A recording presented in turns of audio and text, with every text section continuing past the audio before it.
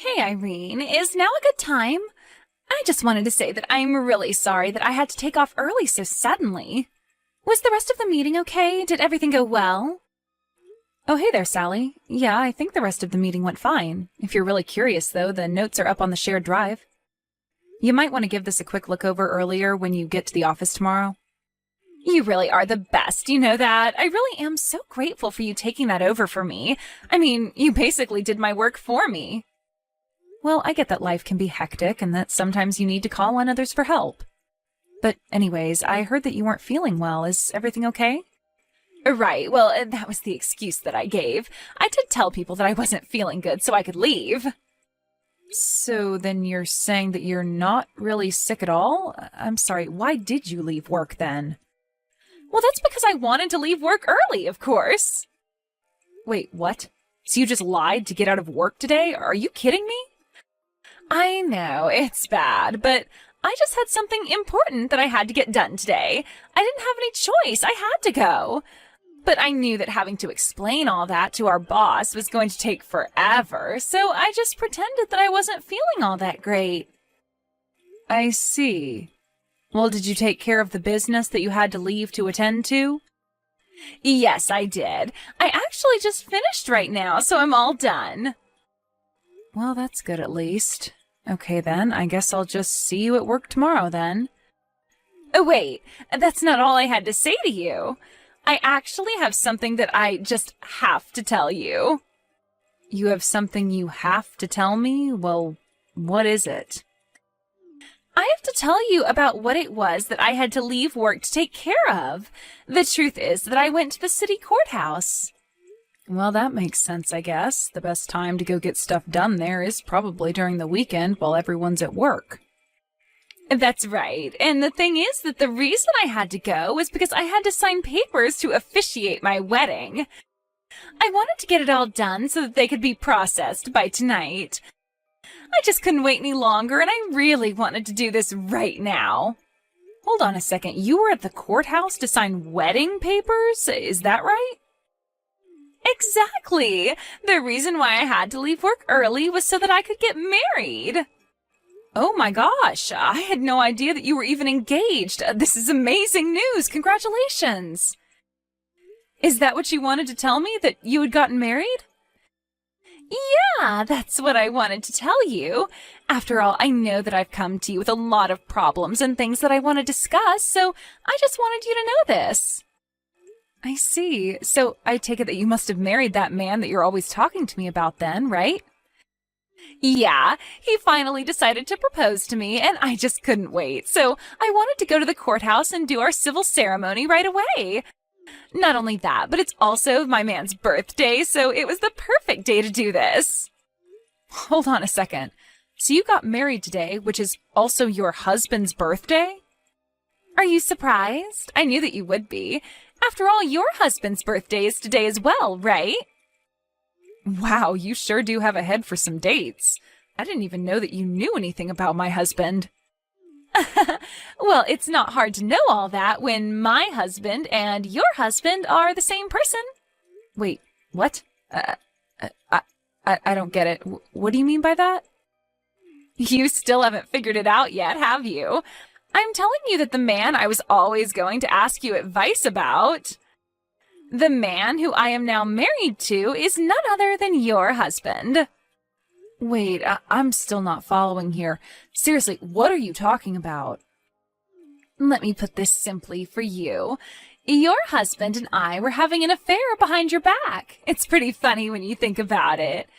But whenever I've talked about my boyfriend, the nights we've spent together, the trips we've gone on, everything was always about things I was doing with and to your husband. But now that you know the truth, I really just can't help but laugh. It really is so funny that it took me telling you for you to figure it out. You can't be serious, right? Are you really having an affair with my husband? I have said pretty much that in at least 3 different ways now.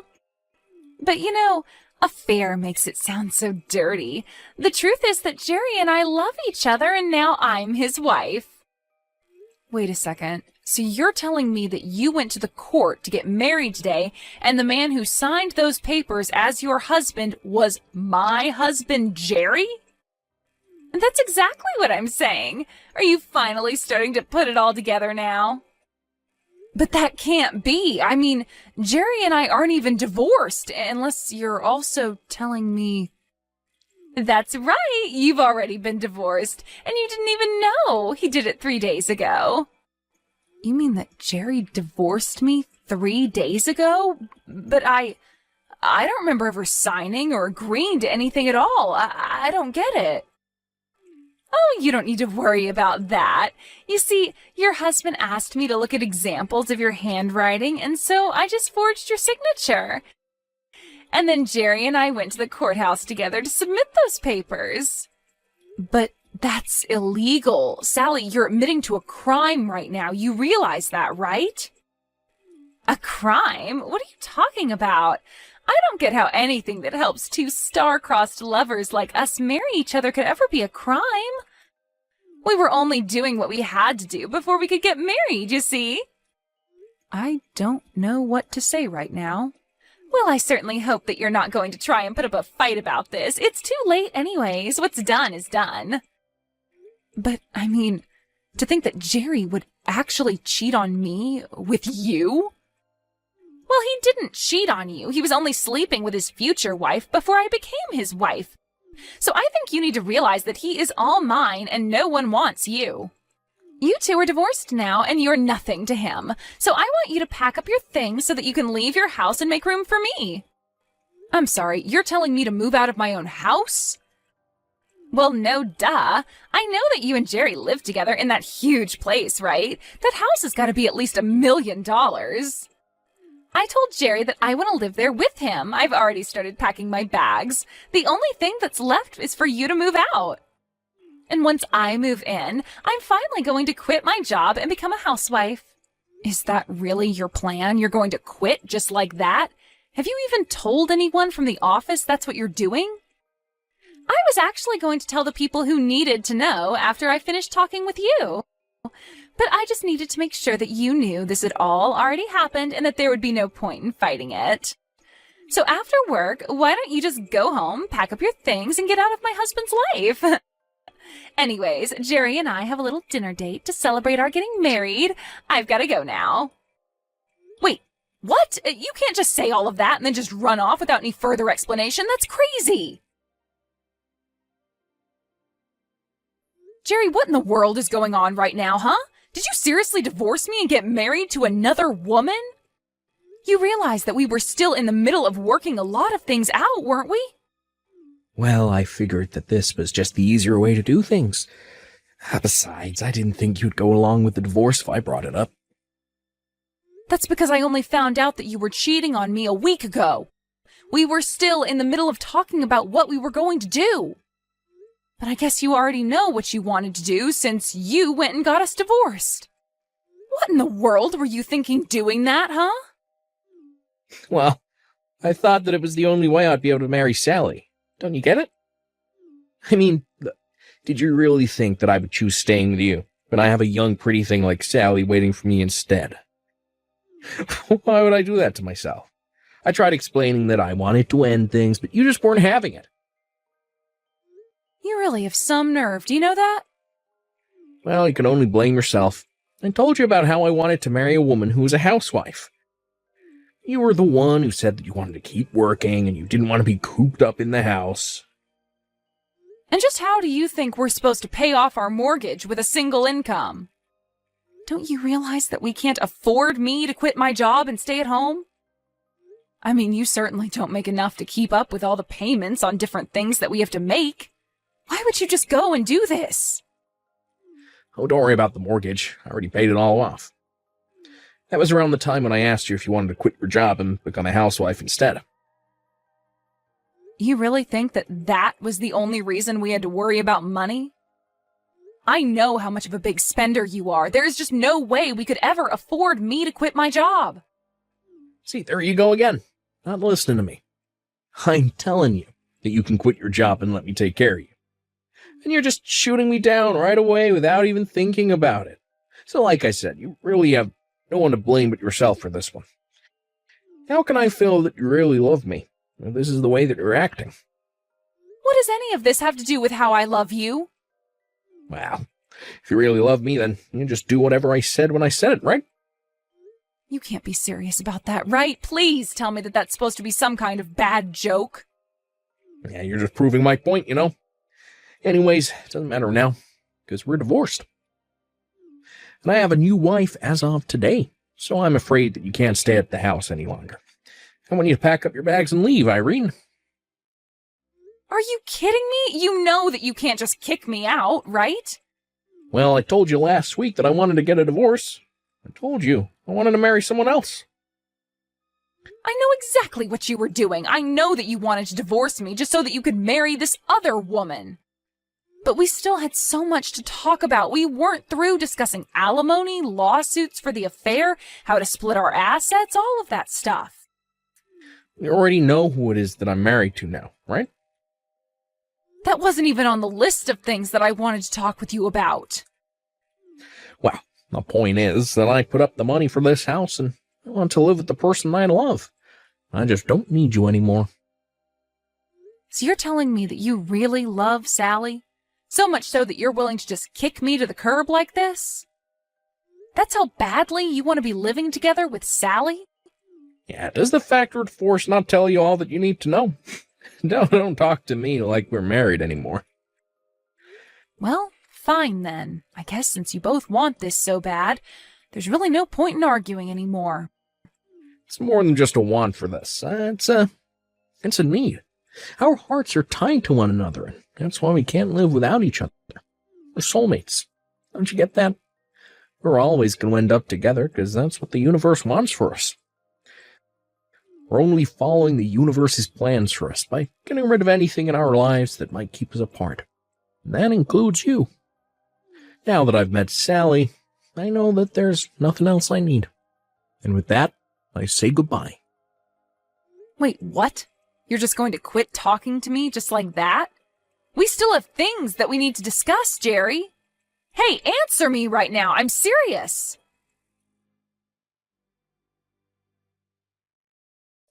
Hey there, Irene. I just wanted to say good work yesterday. I called the office yesterday, and I found out that you also ended up taking some time off, didn't you? Don't tell me that you had to use some of your paid time off to pack up all your things just for me. You have got some nerve coming back to talk to me after you told me what you were doing with my husband. Well, I really am sorry that things had to end up the way they are, huh? I'm sure that you're going through a lot of difficult emotions right now, but that better not slow you down while you're moving out. You are clearing out a space for me at Jerry's house, right? Have my bags already arrived there? Your bags? What are you talking about? Have you already started sending your stuff over? Haven't you heard? I'm going to be moving into that house from today. Jerry and I want to start living together as soon as possible. So that's why you need to keep packing up your things. Don't keep me waiting too long. Wait a second. You mean that you were going to move into this house from today? Well, of course I was. Once you move out, there's really no need to wait any longer, is there? That's why I thought you'd be done by now. Didn't I tell you that that house was my dream house? I've always wanted to live in a huge place like that, and being there with Jerry is just going to make it perfect. I see. Well, you know, even though I'm fond of the house, I don't think that Jerry wants to give it up. But the house is worth so much more than when we first bought it, you know. Well, I'm just so excited to be living in my dream house with my dream man, tending to my garden while he's at work and then making sure dinner's ready before he gets home. It's going to be simply amazing. But first, you have to move out of there so that I can move in. Just keep an eye out for my luggage when it gets there and bring it into the house for me. I don't need you to do anything else for me after that. You really think that you can just boss me around like this? You must really think that I'm going to just get up and leave.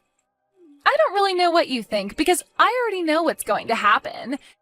You and Jerry are divorced. You shouldn't be living together. You need to just get your things and go. That way I can finally be with my soulmate for the rest of my life. Right. Well, the only problem there is that I own this house. Wait, what? What do you mean by that? Jerry told me about how he was the one paying for the house, so that means that it's his house, right? I don't know what else to say except that it's my name on the mortgage. But that can't be right. That's my dream house. You can't be the real owner. I'm not sure what you've heard about the house from Jerry, but the house has always belonged to me since we moved in there. You have to be lying to me. Jerry said that he was the one who paid the loan. Well, the loan is certainly paid off, but I was the one who paid it all. But that can't be right. It is. I paid for the house, the utilities, the insurance, everything. I can show you some of the bank statements I have that prove it all. Please tell me that this is some kind of bad joke or something. You know, if you don't believe me, then that's really on you, but I'm just trying to tell you the truth. I own the house. But Jerry told me that the house cost over $1 million, and if you paid for everything, then just where did you get that money from?